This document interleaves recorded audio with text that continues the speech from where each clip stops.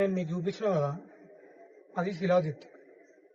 అయితే ఆ శిలాజిత్ నేను 2019, 2020, 2021 3 టైమ్స్ నేను యూజ్ చేసిన. కంటిన్యూస్ కాదు, 19, 20 ఒక్కొక్క ఇయర్లో ఒక్కొక్కసారి యూజ్ చేసిన. దాని తర్వాత నుంచి నేను యూజ్ చేయలేదు. అయితే ఆ శిలాజిత్ మనకి అది ఇట్లా టెస్టోస్టెరాన్ ఇట్లా బూస్ట్ ఏం చేయదు. అసలు అది యాక్చువల్గా చెప్పాలంటే నేను రీసెంట్గా తీసుకున్నా, అసలు వర్కే చేస్తలేదు అది.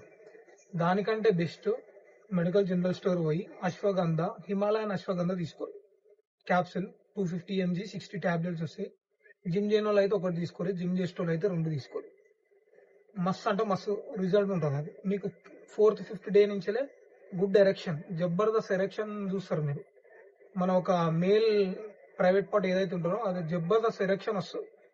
ఇంకొకటి, మనం ఎప్పుడైనా శిలాజిత్, అశ్వగంధ వీటి మీద ఎక్కువ డిపెండ్ కావద్దు.